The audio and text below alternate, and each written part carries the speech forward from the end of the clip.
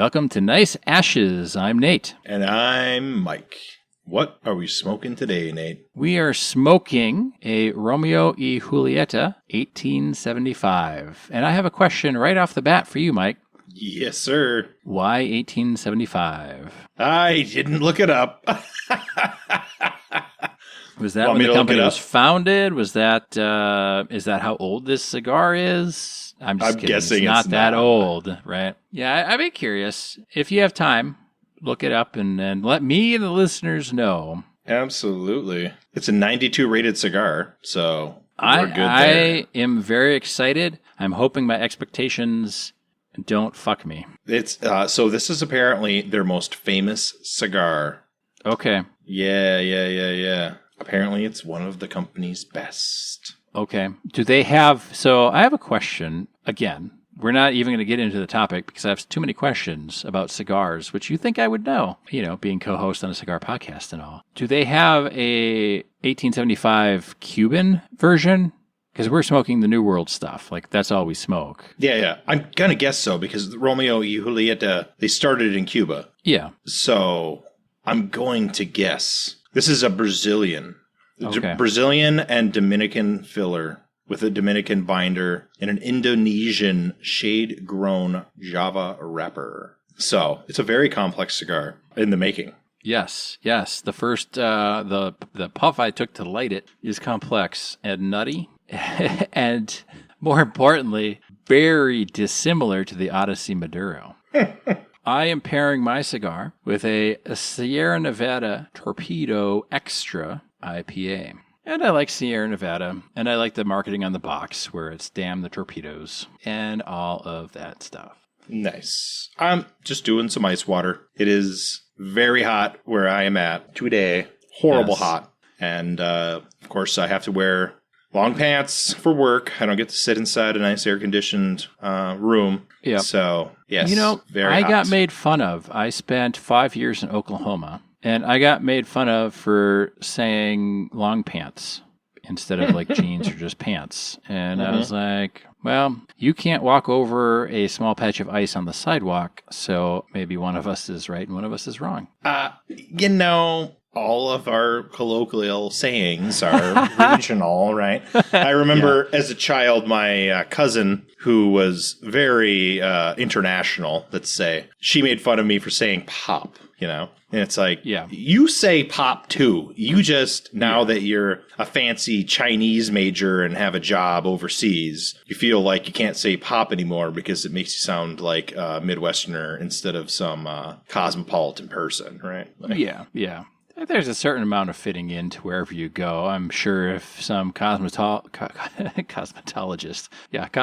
some cosmopolitan person moved to where either Mike or I live, probably more so where Mike lives, they would find their way to work more Midwestern verbiage into their lexicon. Oh, for sure. And they would pick up little phrases like, oh, for sure.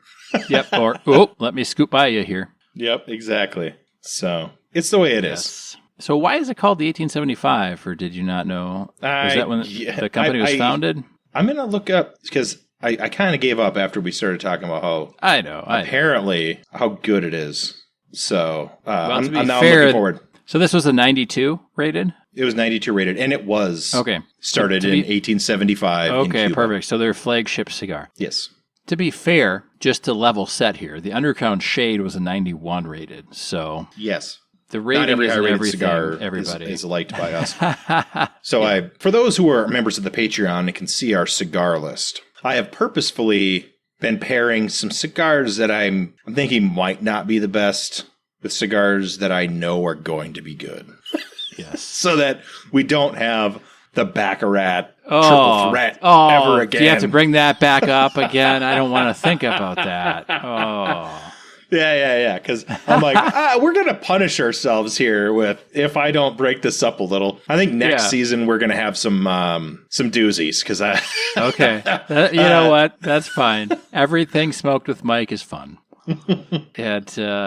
Yeah, it's good. I think, yeah, and that's a good point, Mike, is our Patreon. We've got a Patreon pledge level where you will get access to the next 5 cigars we're smoking, the stick list. And if you wanted to, and I put the dates in there of when they're going to be smoked, when they're going to air, you could go out and procure yourself those 5 cigars. And you could smoke one while listening to our episode. So, and I put a really nice, I don't know if you saw, Mike, but I put a really nice picture with a, cigar cutter and a little leather case, and then the 5 cigars lined up. And so I'm trying to make things visual and pretty and nice. So, we're trying to ramp up on some of these different fronts. Like we talked about last episode, we've got multiple pictures of the cigars. The cigars, ha ha ha. I don't know why I said it that way, but because you lived in Oklahoma for too many years. Too many years. Yeah, you're telling me. Too many years. 5 years spent in Oklahoma. They say my roommate one day, I think it was freshman year. My roommate's like, "Hey, do you got a pin?" And I'm like, "No, man, I don't have a pin. I'm not like a seamstress. What do you need a pin for?" And he goes, "I got to write something down." I'm like, "You need a pen. A pen. It's an E. It's an E, dude. It's not an I." Anyway, everybody's got their own way of saying things and whatever. We all know I can't pronounce things that I read. I can't pronounce them. Can't do it. Oh, last episode was Mike can't pronounce foreign sounding names of the show for sure. Yes.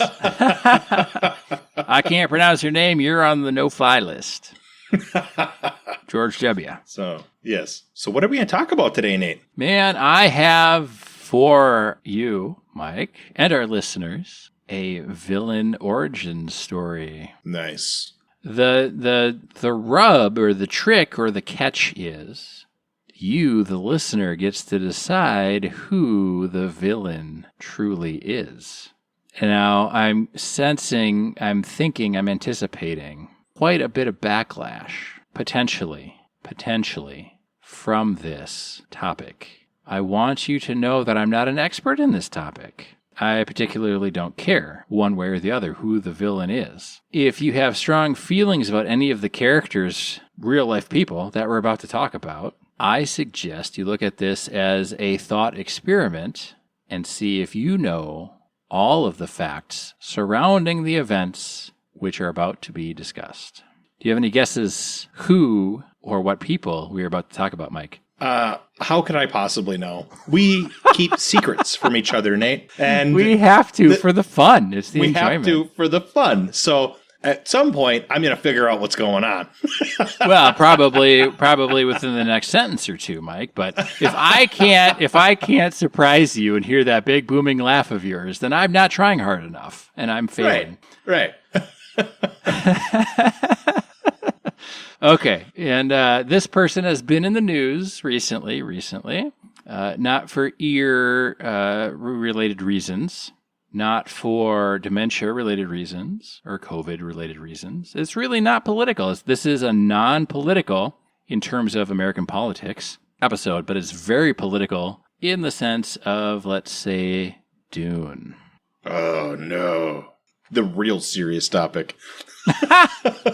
It's not supposed to be. This is all popcorn stuff.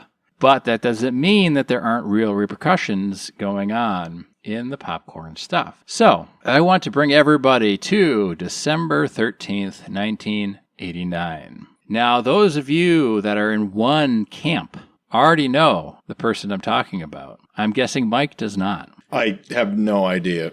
Our story for this episode starts December 13th, 1989, when Taylor Allison Swift is born. I do know who that is. Okay, I'm going to guess Mike. She's the villain. At least kudos one. Kudos for you. Yeah, this is one of the villains. One of the villains. I don't know.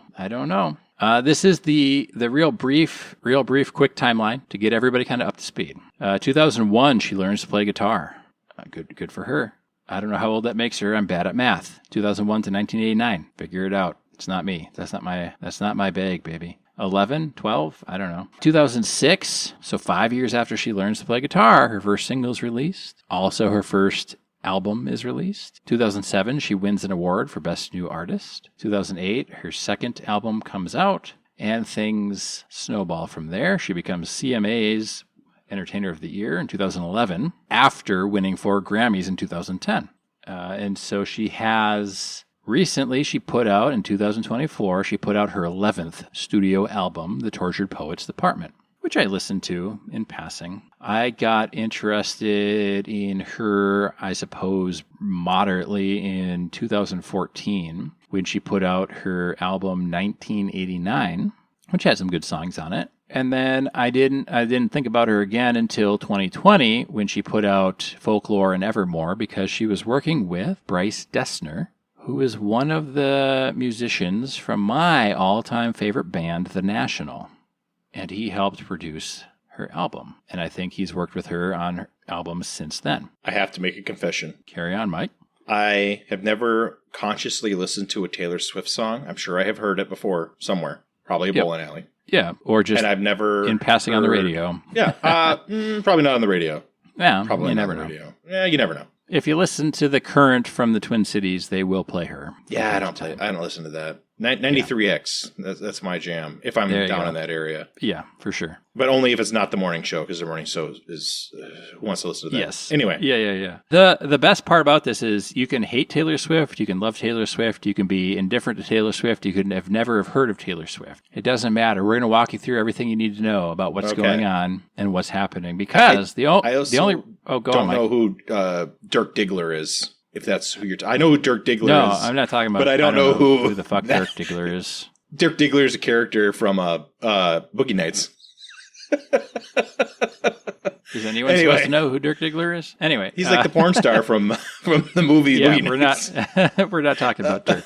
Yeah. I don't know who the other guy is. We're not talking about the AI thing. Okay. This is solely based upon the music. With the understanding you don't have to know any of the music. Okay, perfect. Okay? So it's going to be very accessible, and villain might be a little harsh, but I had to say something to get people to not switch the radio station or, find a different podcast to put on. But I think there are villains. I think there could be bad actors. I think everyone could be a bad actor, or maybe somebody's going to be vindicated. I don't know if you've heard that Taylor Swift has been re-releasing her albums, and they're being called, Red, Taylor's version, 1989, Taylor's version, Fearless, Taylor's version. I don't know if you've seen those or heard of those. Like, it seems like every time you see, like, the new releases for the week, it's another Taylor Swift album from the early 2000s, but it's Taylor's version. So what she's been doing, she's been re-releasing all of her old albums, but she's been re-recording them. She's been making new masters, and she's been purposefully trying to emulate her sound from that album when it was created to make it almost a note-for-note, pitch-for-pitch, breath-for-breath remake. And she's doing this because she doesn't own the masters of the originals. Correct. And the narrative is the person or people who own the masters fucked her over. They're terrible people. And she is a strong, powerful woman re-recording her stuff so that she can make money off of her earlier stuff because she's not making money off of her older stuff. She can't even perform her older stuff because they own the masters and the performance rights and whatever. That's the narrative. It seems like she wouldn't be allowed to do that without some sort of permission because that music is copywritten. You can't just steal work that is owned by somebody else. We're going to get into that. But it's not the work that is owned. It's the master recording that is owned. I see. They don't own the words of the music. They don't have a copyright on the words of the music. They own the master recording that was used to make the record in 2008, 2010, 2000, whenever, right? So they own the master recording. So they can take that master recording and they can go and work with Sprite or 7-Up or Adidas or Nike or whoever and say, you can use the master recording of this Taylor Swift song. She's not involved, but if you want to use whatever fucking song, I can't think of a name of a song now from those albums. Sorry, everybody. They can do that. And presumably Taylor Swift would not make any money off of that, according to Taylor's version of events. Sure. It's like Dave Chappelle and in Comedy Central. Yeah. And so, you look at this story and you say, oh, yeah, that's great that, it's awesome that you can have like a young artist who was taken advantage of and she's coming back and she's fighting the system and she's using the system to fight the system. And we're going to go out. And even though I already own the albums, that's not exactly the same as the new album, but it's a different recording. So it's going to be a little bit different here or there, possibly. I want to go and support her. So I'm going to go buy her albums again so she can make even more money off of them. Like that sounds like a good thing. Like it's a good narrative to have. I understand her position. Well, do you? That's where we're going now. So Taylor Swift got her start because her father purchased a 3% share of the company that she wanted to sign with.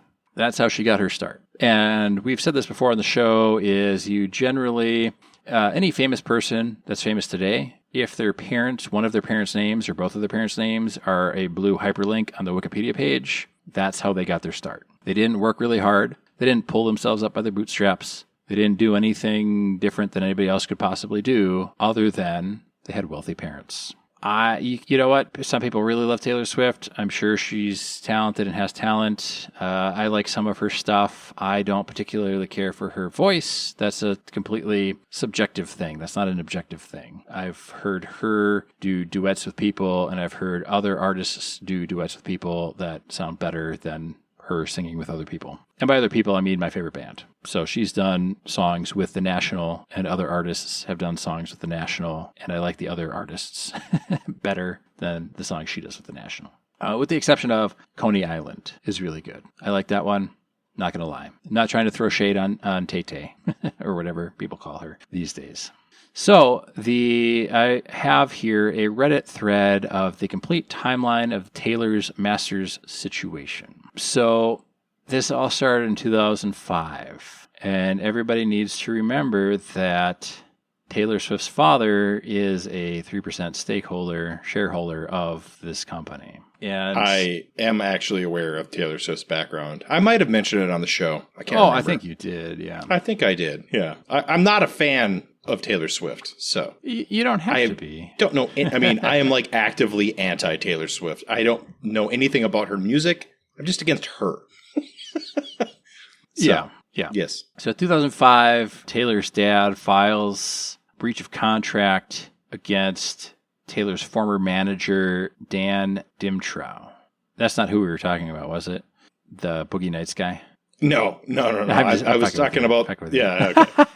The Dead Weatherman band that you were talking about. Yes. And Dan owned Taylor's masters. And then apparently BMR owned those, or she was signed with BMR. So August 15th, 2018, BMR offered a response to a proposed deal between BMR and Taylor after her 6th studio album deal expired. So she had a 6-album deal with BMR to put out her music, which is typical for bands, right? They sign a multi-record deal. That's why sometimes you get greatest hits albums and they put 1 or 2 new songs tacked on the end so that they can call it the last record to fulfill their deal because they want to jump ship and go to a different record company, right? Sure. That makes sense, actually. Yeah, which is why you get these fucking terrible songs on these greatest hits albums. And you're like, this song hasn't even come out yet. How is it on the greatest hits? Well, it's a record deal thing. So BMR offered the response, but this would, the new offer would tie Taylor to BMR for 10 years, but she would own all of her masters and all visual rights to her career. And this was in 2018, so this was offered to her. October 2018, Billboard reported that Universal was the only major record company interested in buying BMR, which stands for Big Machine Records. And the negotiations have gotten to over $300 million. There's a character called Scott B, who had been floating the idea. I believe he's the head of BMR, Scott B. Big Machine Records, Scott B is the head. And he had been floating the idea to sell his record company for at least 3 years. And I guess the Snapchat CEO of the time, Evan Spiegel, was in talks to buy it. And there's some supporting information there. So we've got Scott B. Scott B is one of the main people we need to worry about. And there's another person named Scooter. So Taylor Swift has beef with 2 people with names that start with S. Scooter and Scott. So Scott B owns BMR. He's been wanting to sell it for a couple of years. In November of 2018, Taylor's contract with BMR expires. Later on in November, Taylor announces that she has a new deal with Republic Records and UMG. And what she does is she sends a text to Scott B. And this is where it starts to get important. She sends a text to Scott B to let him know before the deal is officially announced. And I'm not going to read the whole thing. I don't have to read the whole thing. We don't care what she says. You can find it online if you want. But basically, she says, I hope this finds you well. Our communication kind of ran dry on our negotiations. I've done what I needed to do for my future. Sending you a hug and my most sincere gratitude and so much love, Taylor. And it's longer than that, but I kind of paraphrased a bit and skipped whatever. Does that sound like Scott B is taking advantage of Taylor Swift? No.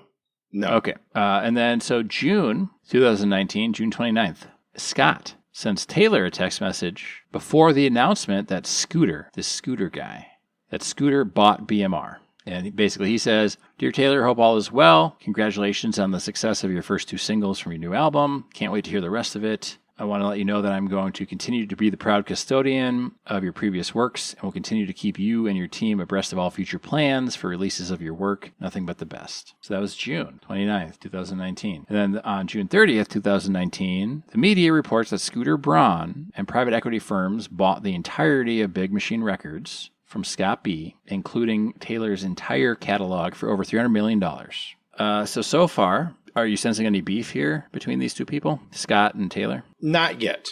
Okay, so June 30th, same day that it was announced that Scooter Braun bought Big Machine Records, Taylor goes on Tumblr, as one does, and has a whole thing. And you know what? I'm just going to read this whole thing because I think it's so drastically different than the tone of the other 2 text messages that I paraphrased. Taylor says, For years, I pleaded for a chance to own my work. Instead, I was given an opportunity to sign back up to Big Machine Records and earn 1 album back at a time, 1 for every new one I turned in. I walked away because I knew once I signed that contract, Scott B. would sell the label, thereby selling me in my future. Some fun facts about today's news. I learned about Scooter Braun's purchase of my masters as it was announced to the world. All I could think about was the incessant manipulative bullying I've received at his hands for years. Now Scooter has stripped me of my life's work that I wasn't given an opportunity to buy. This is what happens when you sign a deal at 15 to someone for whom the term loyalty is clearly just a contractual concept. When I left my masters in Scott's hands, I made peace with the fact that eventually he would sell them. Never in my worst nightmares did I imagine the buyer would be Scooter. Anytime Scott B. has heard the word Scooter Braun escape my lips, it was either when I was crying or trying not to. He knew what he was doing. They both did. Controlling a woman who didn't want to be associated with them in perpetuity. That means forever. So that seems like a pretty harsh departure, especially since she was sent a text message the day before. That seems like an escalation. Also, that text they should have probably disclosed that sale, right? And it didn't. Oh, here's where it gets good, man. Here's where it gets good. Don't forget, who was a stakeholder in Big Machine Records? Taylor Swift's dad. But did he still have a stake in the company when they sold it? Oh, my God. Here we go, man. So Big Machine responded to Taylor's response the same day again with receipts, texts and receipts of the ongoing conversations with Taylor, including the attempted deal in 2018 where they said she could have all of her stuff, attempting to dispute her claim she wasn't given an opportunity to buy her own masters, which of course she was. And they disputed that she found out that with the rest of the world with the text that Scott B. sent to Taylor saying, hey, I'm selling. So their response was that Taylor's dad, Scott Swift, was a shareholder in Big Machine Records, LLC. We first alerted all of the shareholders on June 20th for an official shareholders call scheduled for Tuesday, June 25th. On the 25th, all the shareholders were made aware of the pending deal with Ithaca Holdings, Scooter Braun and company, and had 3 days to go over all the details of the proposed transaction. We then had a final call on Friday, June 28th, in which the transaction passed with a majority vote, and 3 of 5 shareholders voting yes, with 92% of the shareholders vote. As you will read, 100% of all Taylor Swift's assets were to be transferred to her immediately upon signing the new agreement. We were working together on a new type of deal for our new streaming world that was not necessarily tied to albums, but more of a length of time. So they had offered her a 10-year deal, and it wasn't an album to buy an album back. So she had the opportunity to not only own her own master recordings, but every video, photograph, and everything associated with her career.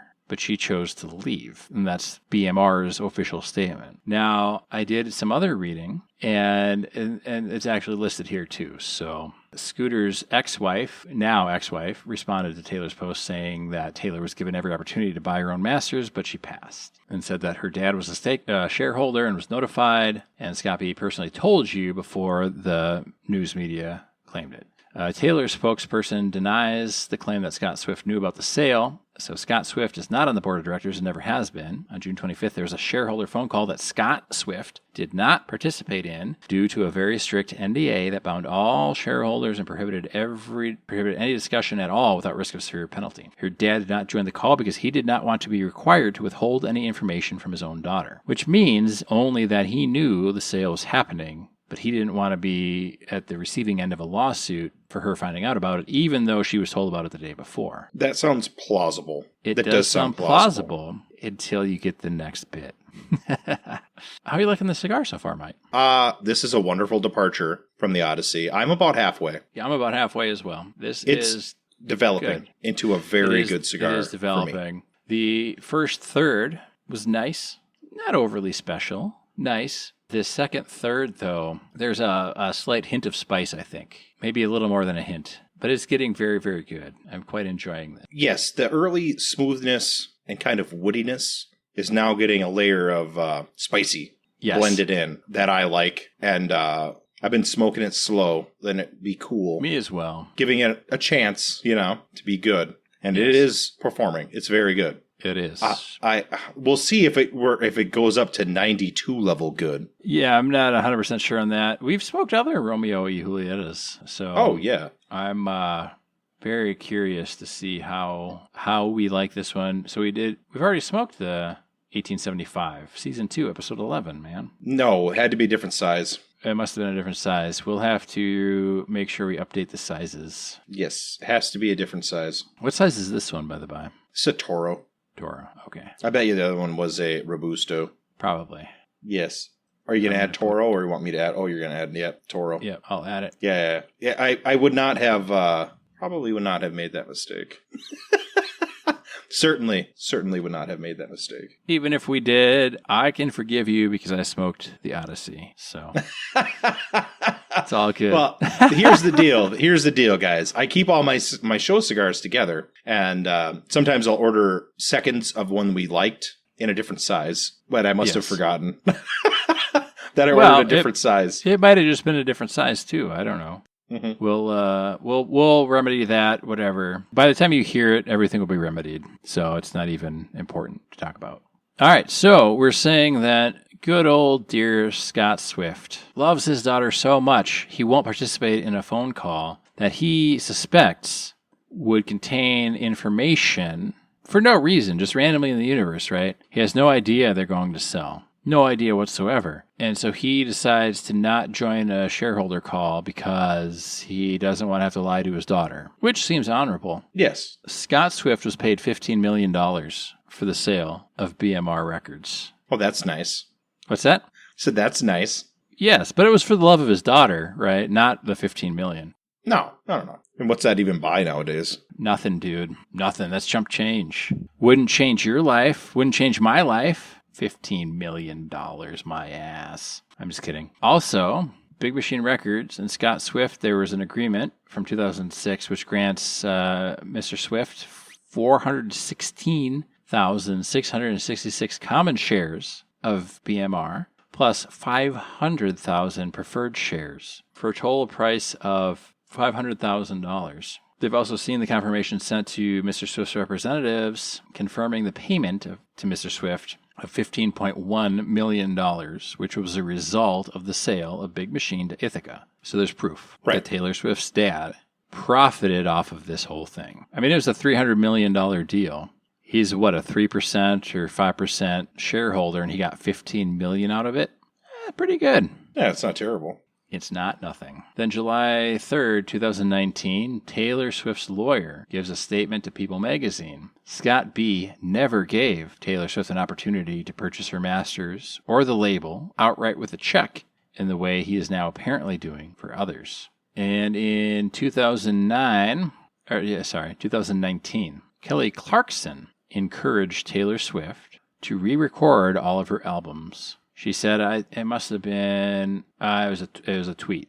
And Kelly Clarkson said, just a thought, you should go in and re-record all the songs that you don't own the masters on exactly how you did them, but put brand new art and some kind of incentive so fans will no longer buy the old versions. And then she also put, I'd buy all the new versions just to prove a point. So Taylor's narrative has already been working. They already view the business deals, which so far to this point, in my mind, they've been all above board.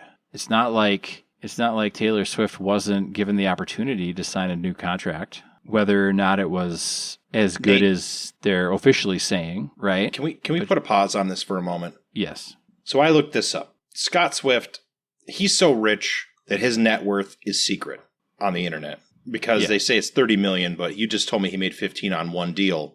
So we know it's not. But Taylor Swift's net worth is $1.1 billion.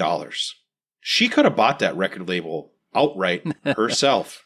Man, she found out about it at the same time everybody else did. Yeah. Even, wink. Even in 2020, her net worth was $365 million. Yeah. So in the last 3 years, her net worth has tripled. I don't feel bad for her no matter what happens. Man. More or less. You know why her net worth has tripled? Why is that? Because she's fucking re-recorded all of her old shit. She hasn't had to innovate. She hasn't had to do new shit. She put out new albums for sure, but you know, if you're re-recording all your old stuff and you have this sob story about how you were fucked over by big business, which your dad was part of, then you're double dipping. Like you're just making extra money, man. You know what I mean? Like they do this to some extent with like the Beatles and the Beach Boys and the Eagles, and they remaster, right? They remaster albums and you can go out and buy the new remastered version and it sounds slightly better because it's not mono and because they made sure you could hear the cowbell on Don't Fear the Reaper and whatever it might be, right? I got a fever and the only thing that I'll hear is cowbell. And I wish I could do a really good Christopher Walken impression, but I can't. Anyway, but that's why, because like you're not putting out new necessarily, right? Because she's doing them as close to the original version as possible. So she's not putting out new records. She's just putting out new versions of the records. And sure, she has to go in the studio and sing how she did however many years ago. But all you have to do is copy what's there. And I can go on YouTube and find 15,000 videos of high school girls singing Taylor Swift covers that sound just as good as the original. You know what I mean? No matter what happened, the fact that she had enough money to just buy the record label outright, but instead chose to use it as an opportunity to make more money and portray herself as a victim that's a problem to me. Yes. That's a big problem. Yes. She could buy an election.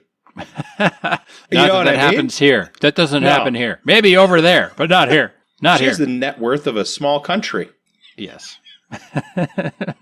Man, I told you, it's a villain origin story, but maybe they're all villains. You know what I mean? That's like, definitely who knows? a possibility.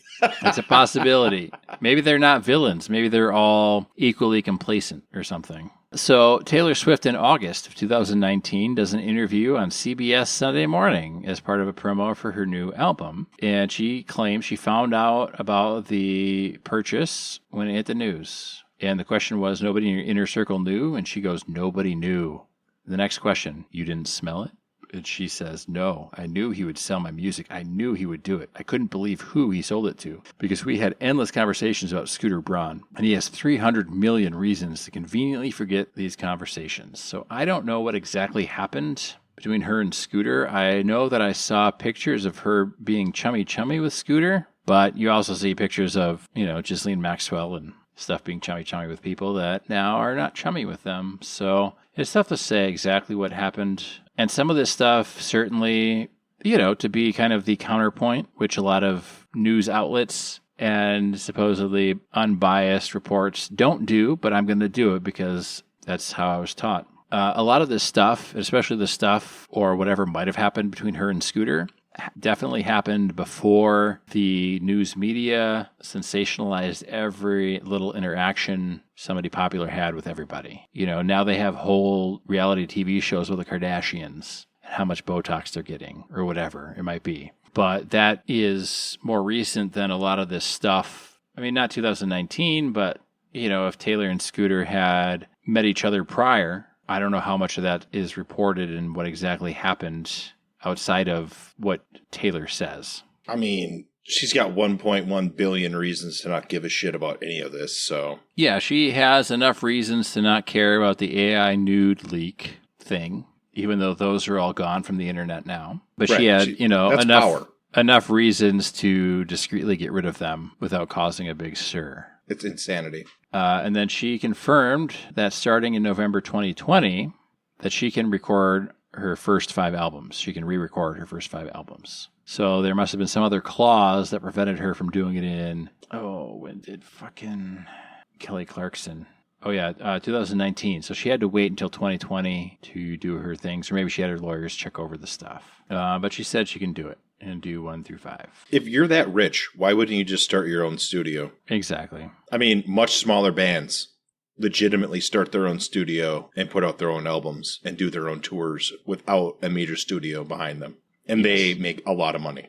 Yes. So she easily could just have Taylor Swift records. She could, but would she have the massive Taylor Swift Eras Tour Super Deluxe Extended Director's Cut on Disney Plus if she did that?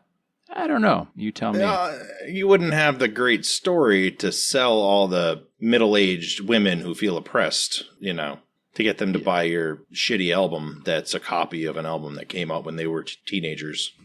Those are your words, not mine, Mike. Those are your words. But I agree with you.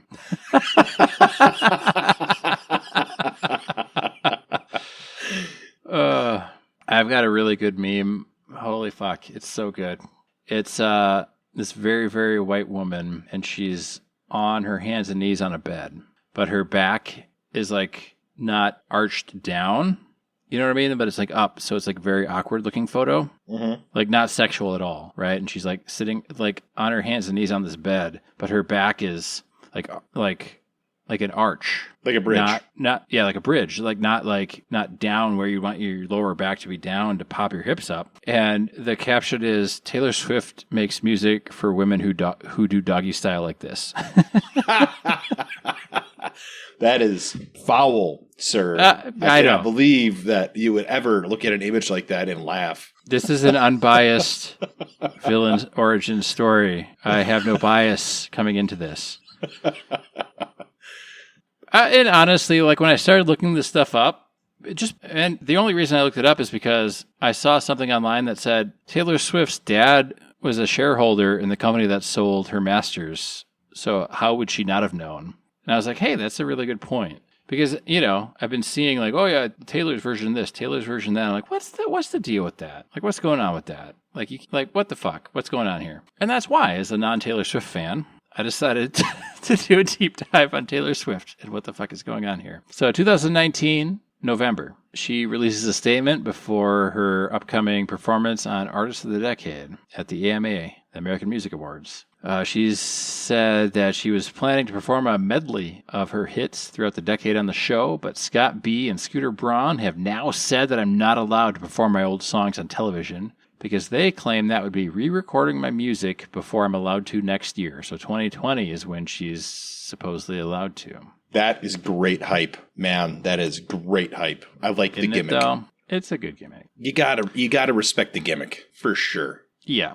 So the very next day, November 15th, 2019, Big Machine responds, saying, as Taylor Swift's partner for over a decade, we were shocked to see her Tumblr statements yesterday based on false information. At no point did we say Taylor could not perform on the AMAs or block her Netflix special, which she had coming out. In fact, we do not have the right to keep her from performing live anywhere. The truth is, Taylor has admitted to contractually owing millions of dollars in multiple assets to our company, which is responsible for 120 hardworking employees who helped build her career. We have worked diligently to have a conversation about these matters with Taylor and her team to productively move forward. We started to see progress over the past 2 weeks, and we're optimistic, as recently as yesterday, that this might get resolved. However, despite our persistent efforts to find a private and mutually satisfactory solution, Taylor made the unilateral decision last night to enlist her fan base in a calculated manner that greatly affects the safety of our employees and families. So she's been leveraging her online fan base, the Swifties, to do things, mostly posting negative comments on all of BMR's and Scooter Braun's and Scott B's pages, basically harassing them. There's a term for that I'm not going to say on air. Well, it's not cyberbullying. No, not that one. I can't even pronounce it. Scotastic is the first one, and the second one is the T word. Okay. Right. Yeah. So look it up online if you're curious. Yeah, look it up online. And they say, Taylor, the narrative you have created does not exist. All we ask is to have direct and honest conversation. When that happens, you will see there's nothing but respect, kindness, and support waiting for you on the other side. To date, not one of the invitations to speak with us and work through this has been accepted. So it's easy, if you believe Taylor Swift, to say BMR and Scott B and Scooter Braun are all terrible people and they fucked her over and stole her masters and didn't give her the chance. But I don't know that the facts back that up. I'm not saying BMR, Scott B, and Scooter Braun are the best people in the world. I have no idea. I haven't dealt with them. If she owes them millions of dollars, I don't know what she would owe them for, unless she didn't pay or give them royalties on something. I don't understand all that stuff. But now they're claiming that she owes them money. That changes everything, really. Because if she does genuinely owe them money and doesn't want to pay them, then they need to bring a lawsuit against her with the evidence and not just make claims. Yeah. Well, and what? She's worth how many $1 billion? $1.1 billion. And she owes them millions. So wouldn't you just cut a check for half of the amount owed and call it good? Right. It sounds like they're willing to talk to her. So wouldn't you just say, look, man, bad press is great, so I could re-release all my shit and be worth billions of dollars, but let's just end this and move on. We don't have to have this feud anymore. But without the feud, she can't use it as a tool to make more money. Because, again, it's a great storyline for her to sell her base consumer. And then they can push their own struggles onto her, and they can somehow be involved in this storyline, right? Man, I'm with you, but wait, it gets better. I thought you would. Have you ever heard of somebody called Tree Pain? Some of these people, man, these days, I don't know. So this is a deleted tweet, so you can't find this anymore. But Tree Pain says in response to the Big Machines post, says, the truth is, on October 28th, 2019, the Vice President, Rights Management and Business Affairs from the Big Machine Label Group sent Taylor Swift's team the following. Please be advised that BMLG, Big Machine Label Group, will not agree to issue licenses for existing recordings or waivers of its re-recording restrictions in connection with these two projects, the Netflix documentary and the Alibaba Double 11 event. To avoid argument over rights, Taylor performed 3 songs off her new album at the Double 11 event, as it was clear that BMLG felt any televised performance of catalog songs violated her agreement. In addition, yesterday, Scott B., CEO and founder of Big Machine Label Group, flatly denied the request for both the MAA Awards and Netflix. Please notice in Big Machine's statement they never actually deny either claim Taylor said last night in her post. Lastly, Big Machine is trying to deflect and make this about money by saying she owes them, but an independent professional auditor has determined that Big Machine owes Taylor $7.9 million of unpaid royalties over several years. This is a great storyline. I love it. Did Vince Isn't McMahon write this? Good? Hey, wait for the folding chair across the back of the head. Right? Where are the steroids? Well, we got to talk to Scott Swift about those, probably. You make that much money, you're on something, right? Exactly. Sorry, Scott, I don't know you. Become a patron of the show. We'll tell a different story, whatever story you want. Not really, but it's a good thought. And then what happens is Big Machine shuts down their headquarters due to hostile threats. Where did those hostile threats come from, I wonder? The Swifties. That would be my guess. You know when your fan base has a slogan that could be on a flag in a third world country, right? You mean Make America Great Again? Sure. You know that you got something going as far as a gimmick, right? The Swifties on their T-100s with machine guns mounted to the back. Man, you've got an artist who started in country music who all the female artists sing songs about keying their cheating boyfriend's cars. And then you've got Taylor Swift, who started out in country music, who's now saying that she's got evil white men stealing her masters she had no knowledge of. And they're willing to do a lot more than key cars. And I know because I grew up in a place where keying cars was like the least aggressive responses to things. Oh, yes. I'm talking like Hickville, right? Oh, yes. I grew up in Hickville. Yeah, in Hicklandia, keying cars is definitely a thing. Yeah, and you consider yourself lucky obnoxious. that was it, right? Yeah. That's not that bad, all things considered. All things considered. All right, so November. We were in November 15, 2019. Now November 17th. Scooter proposes a deal for Taylor to buy her masters. So a week before the AMA event, Scooter Braun told or publicized that Ithaca was willing to sell the masters of Taylor Swift's 6 albums to the artist for $300 million, which is the price that they sold their entire music catalog for, not just Taylor Swift, but the entire catalog, which included Taylor Swift's first 5 records or whatever. And the offer was rejected. Offer was rejected. Of course. Well, the narrative now is so juicy and spicy that why would you end it? November 18th, Big Machine releases a statement about the American Music Awards. The Big Machine label group and Dick Clark Productions announced they have come to terms on a licensing agreement that approves their artists' performance to stream post-show and for the rebroadcast on mutually approved platforms. This includes the upcoming American Music Awards performances. It will be noted that recording artists do not need label approval for live performances on television or any other live media. Record label approval is only needed for contracted artists' audio and visual recordings, and it determined how those works are distributed. So basically what they're saying is Taylor Swift can certainly perform any of her past catalog live and rebroadcast any live media. And then any rebroadcast or any streaming availability would be subject to their approval. Which sounds like they're being the bigger person saying, oh, if you want to perform anything from your first 5 albums, we can't stop you performing live. No, not at all. But the knife in the back is, oh, you want it to be streaming online and you want millions of views on the YouTube or the whatever.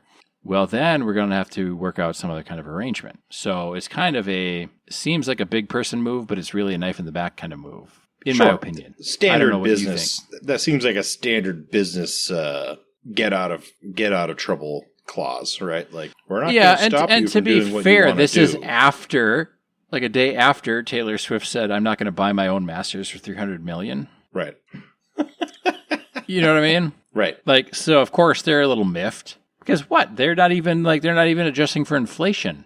They're saying, hey, you can buy them for what we paid for them. I mean, of course, there are other record deals in there, but I don't know that any of the other artists Big Machine had were as big as Taylor Swift. I'd have to look that up, I suppose. We would have to look it up, but she's pretty popular. I mean, I know who Taylor. I know what she looks like. Yes, right? Everybody knows. Everybody knows. Even if you don't want to know, you have to know. So, I mean, I get it, but for all of the communication that I've seen, or the official communication from Big Machine and Scooter and Sean, looks like it's been fed through their PR person, right?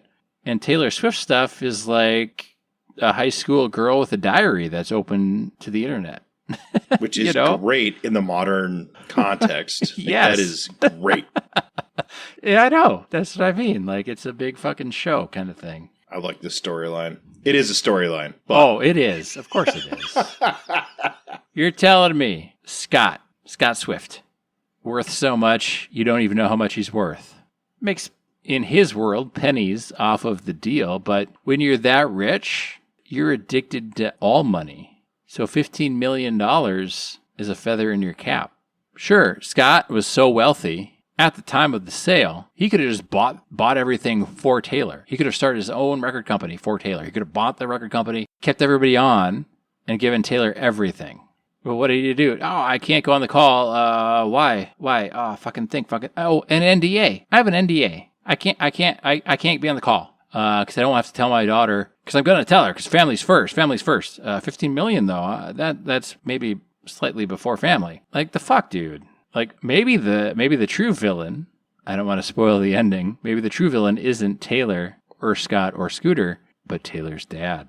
Maybe. But maybe it's everybody, because everybody's making a fuck ton of money off of this shit. Oh, none of them are going to not be able to make their house payment next month because of this deal.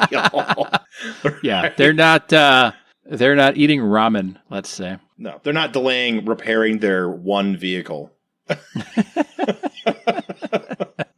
They're not hoping their vehicle's tires last one more winter. All right. Ready to keep going, Mike? Yes, I would like to say, though, something about the cigar. Go on. Because I'm coming towards the end, and it is getting much, much stronger. Yes. And it's finishing exactly the way I wanted it to. It's getting stronger. The woody taste is actually getting more pronounced. And it is. It really is. Just becoming fuller, a fuller flavor all around. So it's gaining. This last third is definitely my favorite third. Oh, yeah. Take notes, Odyssey, Maduro. Last third. That's where it's at. Even the smoke smells woody. Of course, that's from my perspective. Once I leave and come back, I'm sure it won't smell as good. But I was going to ask you too. As long as we're talking about the cigar, what did you figure out the average price per stick of the Odyssey was? like $1.25 or something. And what's the average price of this stick? Well, I know what I spent for it.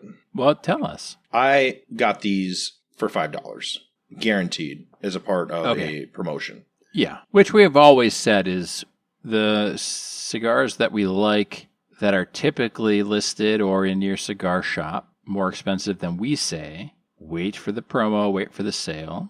Absolutely. So last time we would have smoked probably the Bellicoso size, and you can get those reasonably for like $8 a stick. And these Toros you can get for about $8 online. So they're not unreasonable by any means. No, and they're within our budget parameters. Yep, well within the budget parameters. And I guarantee you I only spent $5 on this. Yeah. Or less. But even not on sale, they're well within the budget parameters. So Oh yeah, this is a very reasonably priced cigar. This is even at the promo sale level is still double the cost of the Odyssey. Oh, this is four times the cost of the Odyssey, probably. Yeah. No, yeah. I'm just saying, like, this is still not an expensive cigar, even not on sale. Right. I mean, expensive is relative to your life and your income and your situation. Not trying to guilt anybody. I'm saying that in the sub $10 level, sometimes, like, the factory smokes are so cheap, and we liked all of them. You know, any one of those versus the Odyssey for sure. But it depends on how much you smoke and how often you smoke. And yeah, that factory smoke sweet, pretty rare that I recommend it so strongly. Yeah. Just lovely.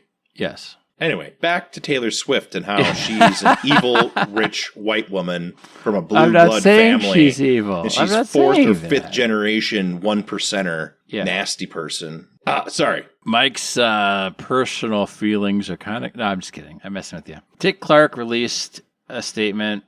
They didn't agree to or authorize or anything to say that they were in partnership with Big Machine Label Group regarding her performance. Any final agreement on the matter needs to be made directly with Taylor Swift's management team. So basically they're saying that they're not involved. They're an innocent bystander. They're just putting on a show.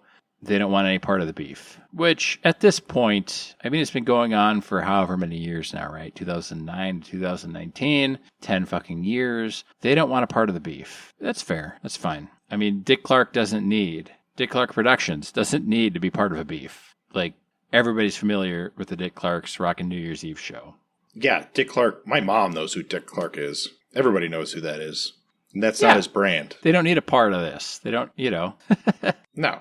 So November 21st, 2019, Scooter speaks at a conference and answers a question about Taylor Swift. He says, I haven't talked about this in 6 months. Not once. I haven't made a statement about it. When there's a lot of things being said and a lot of different opinions, yet the principals haven't had a chance to speak to each other. There's a lot of confusion. I'm not going to go into details here because it's not my style. I just think we live in a time of toxic division and people thinking that social media is the appropriate place to air it out on each other. Which seems like, Sounds like old businessman talk to me. That sounds like old businessman talk. It also sounds to me like I don't really want to be dragged into this.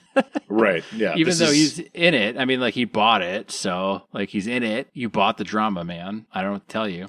He's got to be making a ton of money from it, too. Well, of course he is, man. November 22nd, a couple days later, 1 day later, he put out a statement on Instagram, which is now deleted. But he put a statement out to Taylor specifically. He said, "Since your public statement last week, there have been numerous death threats directed at my family. This morning, I spoke up publicly for the first time saying I wouldn't participate in a social media war. However, I came home tonight to find my wife had received a phone call threatening the safety of our children, as well as other threats. I assume this was not your intention, but it's important you understand that your words carry a tremendous amount of weight, and that your message can be interpreted by some in different ways. While disappointed that you have remained silent after being notified by your attorney 4 days ago of these ongoing threats, I'm still hopeful we can fix this. Knowing what I know now, all that I've wanted to do is rectify the situation. I'm open to all caps, all possibilities. My attempts and calls to have an open discussion with you over the last 6 months have all been rejected. While some on your team and many of our mutual friends have tried to get you to the table, all have had no luck. It almost feels as if you have no interest in ever resolving the conflict. As the world now knows, you can and should perform any song you would like at the MAs. I have never and would never say otherwise. You do not need anyone's permission to do so legally, but I'm stating it here clearly and publicly so there's no more debate or confusion. Moving forward, I would like to find a resolution. I will make myself available whenever works for you. Many have told me that a meeting will never happen, as this is not about truth or resolution, but instead a narrative for you." That seems like an accurate statement, unfortunately. Maybe. Unfortunately so. Yeah, I think, when you said their previous things seemed like old man business school or business style, whatever. Old businessman style. In the old school of business, there was never death threats against people. As far as I know. Not publicly. Not publicly, for sure. Like, there was not that kind of... There was always some sort of decorum.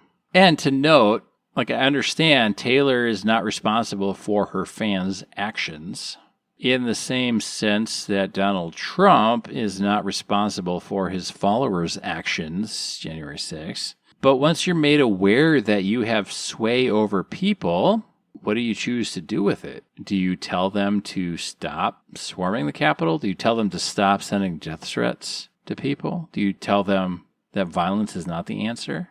I don't know. Just musings. Well, I know that if the fans of this podcast, the one fan, started sending nasty letters to Cult about the Blood Red Moon cigar, I would probably say, don't do that. Yeah. To be fair, Mike, we have way more than one fan. I don't know if you know, but all of our listeners have increased. All of our followers have increased. We're hitting really good numbers. I'm very happy. Okay, so now we're at 3 fans. So of the 3 fans we have, do not send any nasty letters to anybody on our behalf or because of us. We are easily at double digits, and we're getting close to being triple digits, dude. Like, we're doing good. We're doing better than you think we're doing. But I would say I mirror Mike's sentiments. The Cult Blood Red Moon, as atrocious as it is, and an affront to cigar smokers everywhere, if they want to produce something so terrible, let them. It's their money to spend. You don't have to go out and buy it. We're just telling you not to buy it. We're not telling you to send death threats. We're not telling you to threaten them. If they want to make the Cult Blood Red Moon, let them. If Disney wants to make 15 more terrible Star Wars movies, let them. That's their money, man. You don't have to watch it. You don't have to smoke it. We're not proponents of violence.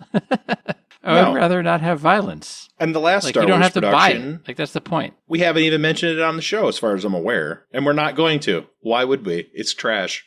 So. As far as I know, it's trash. I have been it's not death threat level, but I have been informed by one of our frequent guests on the show, Simha, that I should watch The Acolyte because he's curious to hear my thoughts on it. And I told him that space lesbians live for free in my brain, but they're not the Acolyte space lesbians. So, unless it has 7 of 9 and Barbarella. Yeah. I'm not interested. Well, we'll see about that. That's neither here nor there, but we're not a proponent of violence. Just, you can vote with your dollars. Don't buy the Cult Blood Red Moon. Don't buy the Rocky Patel, Connecticut. Don't buy the Odyssey Maduro. It's easily said. Don't buy the Underground Shade. So do we have more Swift news? Does this have a sweet conclusion? News. Well, the sweet conclusion is whatever we make of it, and you, the listener, make of it. Ithaca Holdings, which is the Scooter Braun company, they sent a 5-page NDA agreement that is regarding a possible transaction between two parties. We don't know who it is. But Ithaca Holdings said it was prepared to make available certain information concerning the business, financial condition, operations, assets, and liabilities of Ithaca, including, without limitation, those related to its affiliate Big Machine Label Group. The NDA further stated that Ithaca would be willing to hand over all non-public proprietary business information regarding a possible transaction relating, directly or indirectly, to such party or its business client's potential acquisition targets, condition, financial or other, operations, assets, liabilities, results of operations, cash flow, or prospects. The NDA was signed by Jay Shawties, a key member of Swift's management team, on behalf of 13 Management, and by Scooter Braun on behalf of Ithaca. It did not mention any reputational guarantees for Braun. So it seems like they signed a big NDA, the two parties. Right, which is pretty standard business practice. Yes. November 24th, 2019, Taylor performs at the AMAs, including previous works. December 13th, 2019, Taylor is awarded Woman of the Decade by Billboard, and she gives a speech. And she says, "The unregulated world of private equity coming in and buying up our music as if it's real estate, as if it's an app or a shoe line. This just happened to me without my approval, consultation, or consent. After I was denied the chance to purchase my music outright," which I think we've proven is a lie, "my entire catalog was sold to Scooter Braun's Ithaca Holdings in a deal that I'm told was funded by the Soros family, 23 Capital, and the Carlyle Group." I guess she's lumping everybody into this. "Yet to this day, none of these investors have ever bothered to contact me or my team directly to perform their due diligence on their investment in me, to ask how I might feel about the new owner of my art, the music I wrote, the videos I created, photos of me, my handwriting, my album designs, and of course, Scooter never contacted me or my team to discuss it prior to the sale or even when it was announced. I'm fairly certain he knew exactly how I'd feel about it though. And just let me say that the definition of toxic male privilege in our industry is people saying, 'But he's always been nice to me,' when I'm raising valid concerns about artists and their rights to their own music. Of course he's nice to you. If you're in his room, or if you're in this room, you have something he needs. The fact that private equity is what enabled this man to think, according to his own social media post, that he could buy me." That is exactly what I thought was going to happen. This is a great show. I love it. All the buzzwords are in there. All of them. Dude, right? All of them. It's great. It's great. Unfortunately, people take it seriously. Man, people take it seriously, and like as if any of this stuff matters. Like this isn't even like setting the interest rate or inflation or anything. This has nothing to do with like the taxes or Social Security. This is bullshit. Like Taylor and her father and Scott and Scooter are rich beyond anyone's imaginings. It doesn't even matter. Like it's a soap opera played out in real life is what it is. January 21st, 2020, Taylor does an interview with Variety, and one attendee at the Taylor's Woman of the Decade speech said, "People were excited for her at the beginning of the speech, but once she started going in a negative direction at an event that is supposed to be celebrating accomplishments and rah-rah for women, I felt it fell flat with a good portion of the room because it wasn't the appropriate place to be saying it." That person lost their job. Probably. That's probably why they're anonymous on here. April 23rd, 2020, Taylor posted an Instagram story in response to Big Machine releasing an old live album. "Hey guys, I want to thank my fans for making me aware that my former record label is putting out an album of live performances of mine tonight. I'm always honest with you guys about this stuff, so I just wanted to tell you that this release is not approved by me. It looks like Scooter Braun and his financial backers," and she lists them all out, "have seen the latest balance sheets and realized that paying $330 million for my music wasn't exactly a wise choice, and they need money. In my opinion, just another case of shameless greed in the time of the coronavirus. So tasteless, but very transparent." So now she's bringing coronavirus into this. Oh, it's great. But it's not tasteless for her to do the same thing. Hey, man, she's the downtrodden woman. Well, I mean, what's 1.1 billion? She could just give me that for sure. Yeah.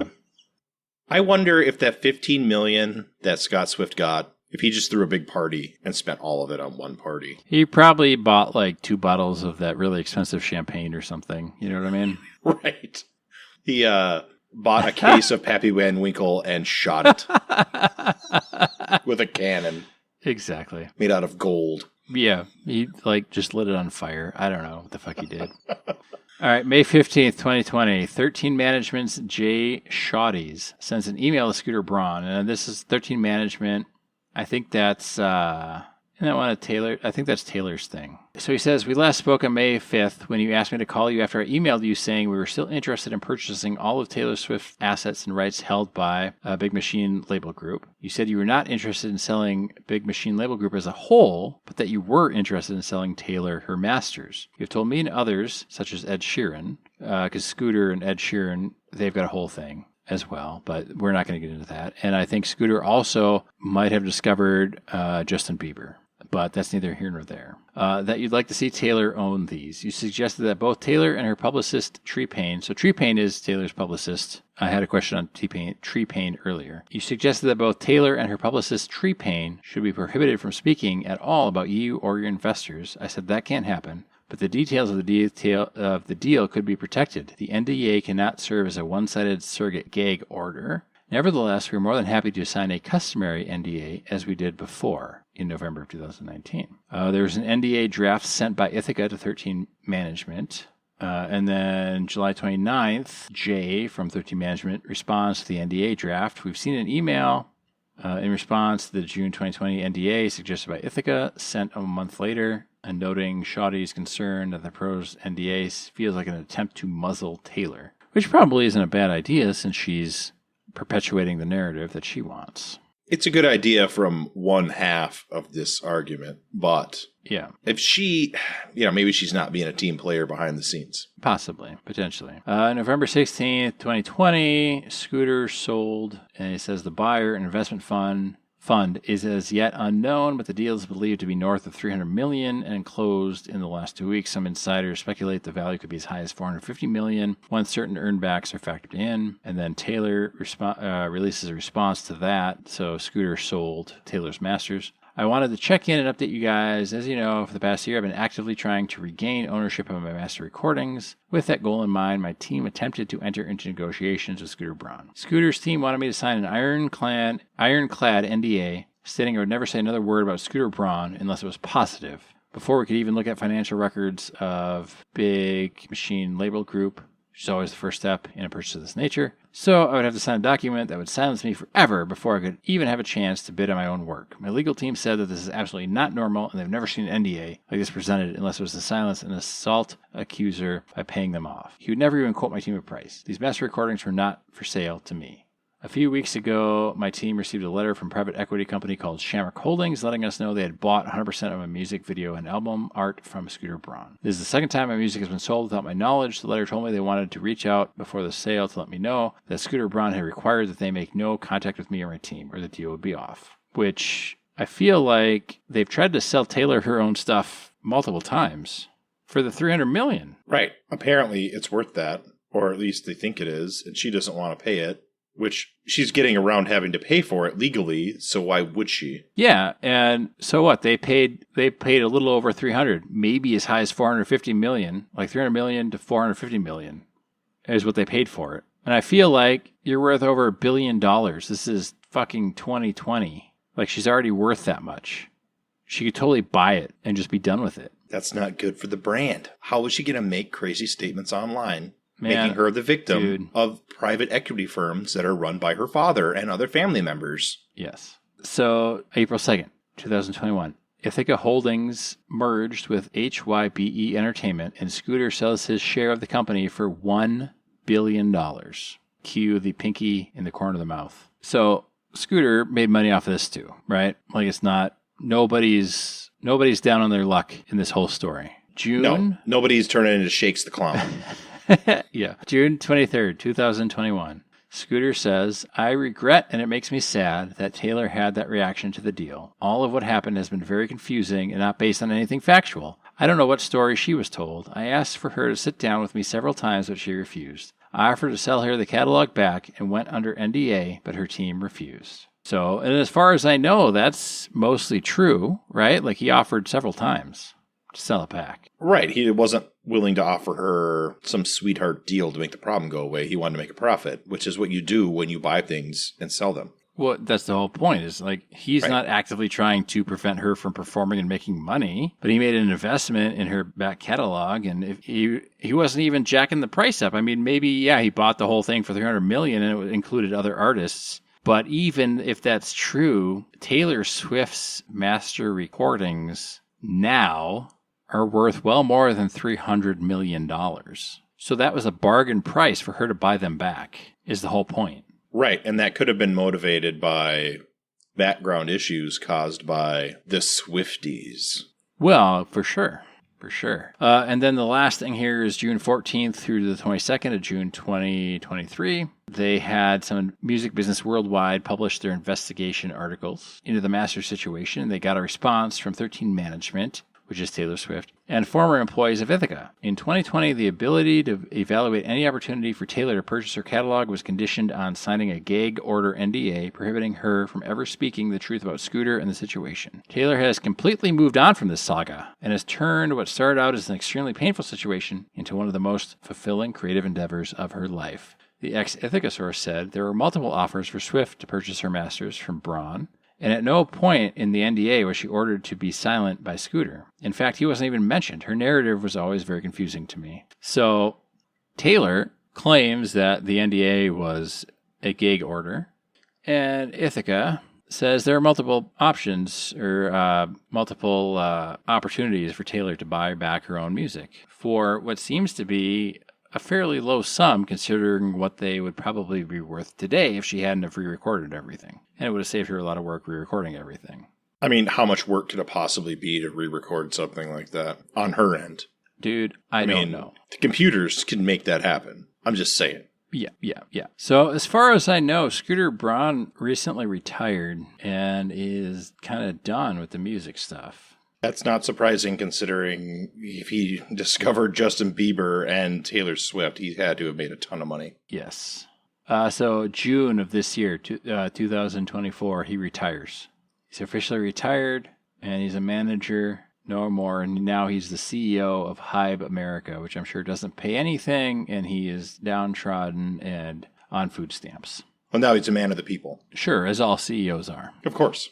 So, Mike, coming in knowing not a whole lot about Taylor Swift, who do you think is the biggest villain?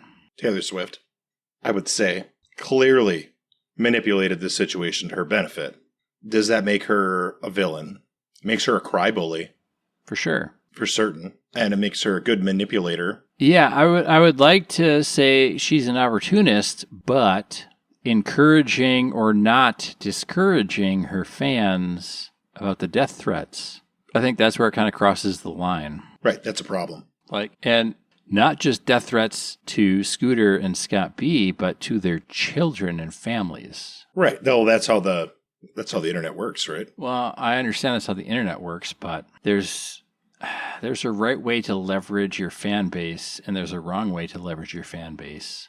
Not that she's in complete control of her fan base, but based on what we just discussed, what we went through, her fan base seems pretty open to suggestion. And if she said, I don't want any death threats, this isn't a life or death situation. I mean, it's not a life or death situation for any of them. They're all millionaires, billionaires at this point. I mean, Scooter sold for $1 billion. At the very least, they're all 100 millionaires. And at the very most, they're all billionaires. Yeah. And Taylor Swift, like I say, she could have done nothing with her life and been a 100 millionaire for her entire life based on her inheritance alone. Based on her father, Yeah, she needed to do nothing with her life. She did. And that's good for her. I'm not trying to... Oh, no, we're not trying to poo-poo her or her aspirations and dreams and this or that. But to say that you were never given the opportunity to do something when there's proof that there were multiple times that the opposing, we'll just call it the opposing party, was willing to sit down and just kind of settle it and be done with it. But I think it got to the point where, and it's one of my favorite lines from almost any movie, but the James Bond with Pierce Brosnan, where he's fighting like the newspaper mogul, which is kind of a ridiculous thing, but not as ridiculous as going to space and fighting Jaws, but still kind of ridiculous, where he says, the media mogul goes, "There's no news like bad news." And so it got to the point where the bad news was selling more than the good news. So I'm inclined to believe that both parties were happy with the bad news. I am also of that opinion, right? Yes. It is I would only say good. that, yes. Oh, go ahead. I was going to say that the Scooter Braun seemed to have the better PR rep for their communications. Their more stuff traditional PR sounded very level-headed. They're speaking to different audiences with their PR. Yeah. Yes. Even if it wasn't the case, it sounded very reasonable to me. It doesn't sound crazy. I'm really not in Taylor's demographic wheelhouse she's trying to market to either. So there is that. No. I am not either. I never have been, and I never will be. I'm not part of that ERG. So There we go. But I hope it sheds some light on that. Even if somebody is, quote unquote, America's sweetheart, they might not be acting the best way somebody could. Now, if you're a huge Taylor Swift fan, you could say she's acting the only way left available to her based on all of the stuff. The only way left available to a billionaire is to whine about it to their Exactly. fans on social media. In order to make more money, sell more tickets. Boy, that is a hell of a problem to have, I tell you that. Sell albums she's already put out, but new versions. It's not like her backup plan was to work at a bumper factory, all right? I'm just saying. Yeah. Like- she's not making you a Big Mac in any situation. No. Yeah, she might own all the Big Macs in a state, but she's not going to be making them. Yeah, a region, perhaps. Yes. It's so funny. Has she ever eaten a Big Mac? Not on camera. Probably not on camera. I don't know. That would be the AI picture I'd be interested in. Right. I want to see white trash Taylor Swift eating a Big Mac. Yeah. Oh, there is. You can Google search for Trailer Swift.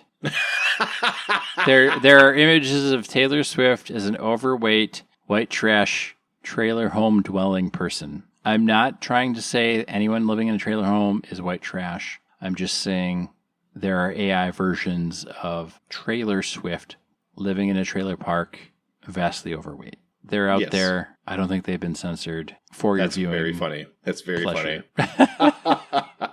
And I am not saying anything bad about living in a mobile home No. or anything like that. Yeah. I lived myself- in one for a while. Yeah, I lived in a camper for a while by choice. Probably around the time that Donald Trump visited Bismarck. I mean, I guess my math is right. Could be. Could be. Yeah. Yes. But, villain. Calling her a villain's a strong term. But she did act a lot like the Joker, right? Very Joker-esque. Yeah. I said it was a villain origin story, but I didn't mean villain in the singular sense. Yes. It could very well be a villain's origin story, because certainly her father did not do her any favors outside of getting her signed initially. No, of course not. Because he totally profited off of the deal. I mean, that's proven. He profited $15 million. It might not be a big sum to him, but for anybody else in America, anybody who's a Taylor Swift fan, that's a large sum of money. You could reasonably retire on $15 million. Oh, yeah. And never drive a not new vehicle again and live in a very People nice home. line up in droves to buy lottery tickets at $15 million and above, but Oh, sure. Yeah, if I won $15 million, I don't think I would ever touch a shovel again. I certainly wouldn't. I certainly don't wouldn't. think so. I would do a lot of boring stuff with it, like investing so I could live off the residuals and stuff, but I would not I mean, you have to do that. be hugely interested in snowblowing anymore. You know what I mean? No. I can hire that at $100 a time for sure. I'm not going to be doing my own landscaping. Certainly. No. And my class 5 is going to turn into concrete that's heated. Yes. For sure. Yes. Oh, yes. Yeah. I wouldn't tell anybody, but there would be signs. Right. Yeah. I'm going to have an addition. Yeah. The budget sticks would suddenly increase. Yeah. Production would go up. Yeah, for sure. So. And I'm sure that would all trickle down, right? Like, we all made money off of Scott making money off of her daughter's record sales. For sure. Sales. I'm sure that I somehow made a penny somewhere. I'm sure. Yeah. Like I said, I wanted to be a little lighter and not so heavy. I know some people are very invested in Taylor Swift and her career. Nobody listening to the show.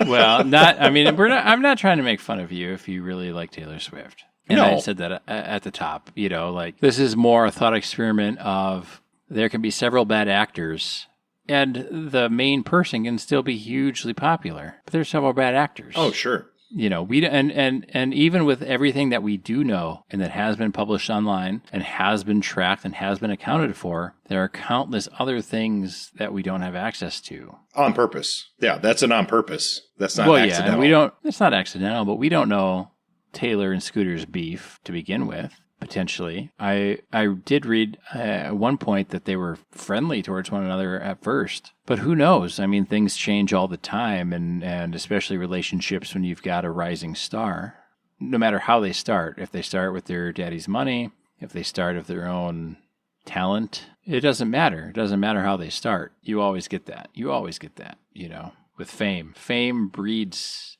drama. Oh, yeah, just look at Andy Dick. The cereal liquor? Yes, the cereal liquor.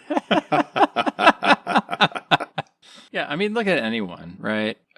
Gina from Mandalorian, MMA fighter. Bill Burr, even. Robin Williams to some extent, I mean... Oh, sure. Not everybody loves Robin Williams, even though he seemed to be a very stand-up and really nice guy. I love Robin Williams. I'm not trying to say anything bad about Robin. But, you get to a certain level of fame, you're not making everybody happy. But that's kind of the point. You're not supposed to. You can't be super famous without upsetting people. Right. The WNBA gimmick right now is that exact thing. I'm not sure if you followed that or not. But no. We may talk about it later. Okay. Be warned. Yes, sounds good. So what did you think about the cigar? Man, I'm still smoking it, and this is a finger burner for sure. The last third has been the best third, but the first 2/3 were really good as well. I agree. I like this one. I think it's on par with the other version of it we smoked. I think it's better. I think so, too. I gave it really a solid 5. Okay. I will say that I left the room and I came back in, and the smoke in the room was very mild and pleasant. Unlike when we smoke some of the less desirable sticks. You can just say terrible. Baccarat. You don't have to. Yeah. I gave this a 5.5. It's better than the other one, which was a 5. I want to give it a 6, but I feel like it's not quite there. It's a 5.5 easy. I'm keeping it at 5 only because the initial third, maybe less of the cigar was good, but it didn't signal to me that it was going to be great. So a 5 as a maximum scale, right? It's there. Yeah. It's just not, it's not above that. You know what I mean? Like, I'm not going to go out and buy more of these. I would highly recommend it if you see it at a cigar lounge and you haven't smoked it. I highly, highly recommend buying it and smoking it. Yeah. And that woodiness, the whole thing had the woodiness. And it just slowly built. And I really liked that. It was a very good, very well-made cigar. I think that's why I'm giving it the 5.5, because it did build. It got better as it went, which we like. Oh, yeah. Very pleasant. A lot of really good flavors. Some complex flavors. Got spicy towards the end, which is good, because sometimes you get the cigars that are spicy at the beginning, and then that kind of dies out, and you're left with kind of a mediocre stick at the end. And this one got better and better and better. And that's kind of what I want. I want, especially if I'm going to be talking really deep philosophical things like Taylor Swift's career. I want an introspective cigar. Agreed. Agreed. I actually yes. relit. It went out, and I relit it. Okay. At the end, the very end. I put it down because I wanted it to last a little longer, and I did relight it dangerously close to the end. Oh, so okay, I enjoyed it. Yes, this is a good one. I like it. You know, if you get a good deal on them, it's not a bad stick to have. It's a really good stick. I think I would still recommend, if we're going to talk like filling your humidor, I still would recommend like the V660 or the Series R. Yeah, those are more accessible. And they have better promos, so it's going to be easier to get them. Yes. But this one is still not a bad one. Not a bad one to have a couple of. No, the next time they have a promotion, I'll probably buy a few. Yeah. I really like this one. It's, I guess you could say it's the quintessential Romeo Y Julieta. It's their flagship 1875, right? It's their founding year. This is what the branding they put on it. So. And it tastes like something that has care. They put care into this cigar, and they make it so that it's a good experience, which I appreciate. I agree. So anyway, make up your own mind if you're buying the original Taylor Swift albums or if you're going to rebuy the Taylor version of them. If you like her music, go nutso. Hopefully this sheds some light on whether or not to take everything a pop star says at face value. Anyway, thanks for listening. Be sure to check out our Patreon and our Instagram and our website for more and exciting behind the scenes and upcoming sticks we're going to smoke. Be safe, have fun.